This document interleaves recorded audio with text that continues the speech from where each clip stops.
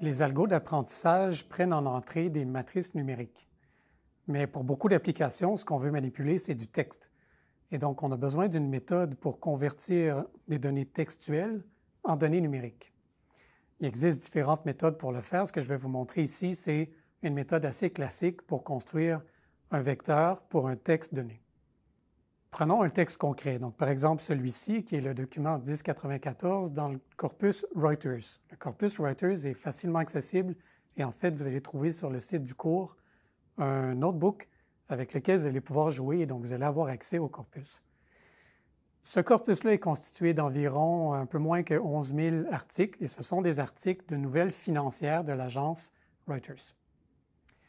Ce qu'on va faire, c'est qu'on va extraire le vocabulaire de notre texte pour construire nos vecteurs. Mais ce n'est pas tout le vocabulaire qui va nous être utile.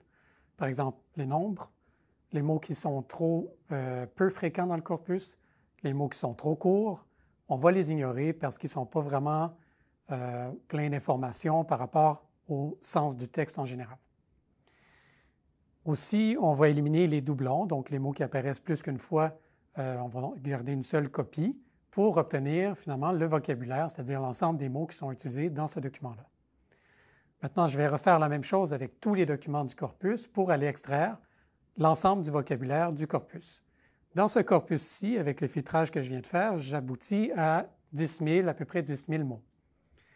Maintenant, ce qu'on va faire, c'est que ces 10 000 mots-là vont devenir 10 000 dimensions dans un espace que je vais construire. Donc, chaque mot du vocabulaire va constituer une dimension du vecteur que je vais construire pour un texte donné. Et la valeur que je vais mettre pour chacune des dimensions va être une mesure de l'association entre le mot qui correspond à cette dimension-là et le texte pour lequel je suis en train de construire un vecteur. Comment on calcule cette mesure d'association-là? Il y a différentes méthodes. La méthode de base serait d'utiliser un vecteur binaire, c'est-à-dire que si le mot est dans mon texte, je mets 1. Si le mot n'est pas dans mon texte, je mets 0. Le problème avec cette approche-là, c'est que ça donne le même poids à chacun des mots. Nous, on va voir une autre méthode qui est basée sur ce qu'on appelle des scores TF-IDF qui va pondérer les mots en fonction de leur importance dans le document. Le score TF-IDF est calculé pour un terme en particulier, dans un document en particulier, par rapport à tout le reste du corpus. Il est constitué de deux composantes qu'on multiplie, le TF et le IDF. Le TF, pour Term Frequency, c'est-à-dire fréquence du terme, est calculé pour un terme dans un document, et c'est tout simplement le nombre d'occurrences de ce terme-là dans le document, divisé par la longueur du document en mots. Donc, l'idée, c'est que ce qu'on veut exploiter ici, c'est que si un mot est plus fréquent dans un texte, il y a plus de chances que ce texte-là ait quelque chose à voir avec le mot en question. Considérez un exemple fictif. J'ai deux documents de longueur approximativement identiques. Dans un des documents, j'ai une fois le mot café. Dans l'autre document, j'ai 28 fois le mot café. Intuitivement, on voit bien que dans le deuxième document, ça parle plus de café que dans le premier. Donc, c'est ça qu'on veut utiliser ici comme intuition. On veut surpondérer les mots qui apparaissent plus souvent dans un texte. Le IDF, lui, donc IDF, c'est pour Inverse Document Frequency, donc en français, fréquence de document inverse, qui ne me semble pas une très bonne traduction, mais c'est ça la traduction. On ne le calcule pas pour un document en particulier, c'est calculé pour un terme dans tout le corpus au complet. Dans la formule, pour l'instant, oubliez le log, on va regarder juste le ratio qui est à droite. Ce qu'on fait, c'est qu'on prend la taille du corpus, donc en document. Dans notre cas, c'était un peu moins que 11 000, donc disons à peu près 11 000, divisé par le nombre de documents dans lequel on trouve le terme en question. Imaginons un cas extrême où j'ai un mot qui se trouve dans tous les documents de mon corpus. Je vais avoir 11 000 documents divisé par 11 000 dans lequel je trouve le terme, ça me donne un ratio de 1. Ça, c'est la valeur minimale du ratio que je peux avoir. L'autre cas extrême serait un cas où un mot se trouverait dans un seul des documents, et dans notre cas, ça nous donnerait 11 000 divisé par 1, donc 11 000. Ça, ce serait la valeur maximale pour mon corpus de ce ratio-là. Pour éviter qu'on ait des valeurs très différentes entre la valeur minimale et la valeur maximale, on prend le log de ça pour ramener tout ça à des valeurs dans une fourchette raisonnable, ce qui va nous amener quelque part entre 1 et 4 à peu près si on est en base 10. Et donc, ce que ce score-là ici va faire, c'est que ça va surpondérer les termes qui se trouvent dans peu de documents dans notre corpus. Donc, l'idée, c'est que si j'ai un terme qui est peu fréquent dans mon corpus en général et que je le trouve dans un document, ça doit me donner de l'information. Donc, on va regarder un exemple concret. Ici, j'ai illustré par la couleur, si je peux dire, le score TF qui est associé à chacun des mots du texte qu'on a regardé tout à l'heure.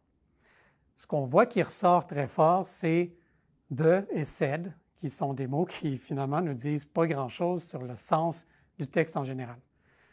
Pourquoi ces mots-là ressortent beaucoup? Mais en fait, ce n'est pas très surprenant. « De », il ressort beaucoup parce que c'est un article et c'est très difficile d'écrire un texte dans une langue européenne dans lequel il n'y aura pas d'article.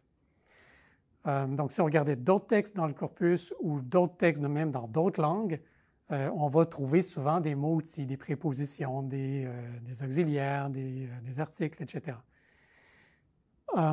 Pour ce qui est de said, ça c'est un peu plus spécifique au corpus qu'on est en train de manipuler. C'est un corpus de nouvelles. Dans les nouvelles, il y a toujours des citations. Donc, c'est pour ça qu'il y a souvent le mot « a dit » qui revient. Donc, d'une certaine façon, ça, c'est un peu du bruit parce qu'on ne voudrait pas que notre texte soit fortement associé à « de » ou à « said » qui ne veulent pas dire grand-chose. Mais si on regarde derrière, les autres mots qui ressortent un petit peu moins, c'est « report »,« wheat » et d'autres mots là, qui sont finalement directement liés au sujet de ce texte-là. Maintenant, regardons le score IDF. Vous voyez qu'ici, avec le score IDF, de et said ont été clairement mis en sourdine. Pourquoi? Parce que c'est des mots qu'on trouve dans presque tous les documents du corpus. Au contraire, il y a des mots qu'on trouve moins souvent et donc qu'on est un peu plus surpris de retrouver dans un document. Donc, ça devrait nous donner de l'information. Des mots comme seeding, germination, winter kill, qui sont plus spécifiques au thème abordé dans ce document-là. Maintenant, si je combine le IDF et le TF, ça me donne mon score TF-IDF et on voit que les mots qui sont surpondérés ici sont utiles pour déterminer le sujet du texte que j'ai sous les yeux. Donc, j'ai fait l'exercice de calculer les vecteurs TF-IDF pour chacun des documents du corpus. Ce qu'on voit dans le graphe ici, c'est une représentation de ces documents-là. Chaque point représente un des documents. C'est à prendre avec un grain de sel parce qu'il faut garder en tête que l'espace qu'on a construit a 10 000 dimensions. Et j'ai projeté ces 10 000 dimensions-là sur un plan en 2D. Et donc, quand on passe de 10 000 à 2, nécessairement, il va y avoir des pertes d'informations, des distorsions. Donc, ce n'est pas la vérité absolue, mais ça nous donne une idée de ce qu'on trouve dans le corpus. Et ce qu'on observe, c'est que les points ne sont pas distribués au hasard ou de façon uniforme.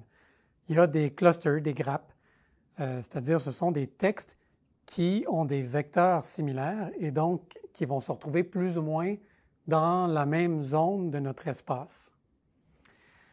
Donc, l'intuition derrière tout ça, c'est que ces clusters-là devraient correspondre à des thèmes abordés dans le corpus. Donc, il y a peut-être une grappe qui correspond au texte qui traite d'agriculture, une autre grappe qui correspond au texte qui parle de la bourse, etc. Bon, la méthode qu'on vient de voir est basée sur le vocabulaire du corpus, donc les dimensions de nos vecteurs correspondent à quelque chose qu'on peut directement interpréter.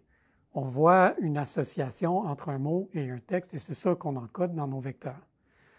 Plus tard dans le cours, on va voir d'autres méthodes de construction de vecteurs où les dimensions sont apprises automatiquement et ne peuvent pas être directement interprétées.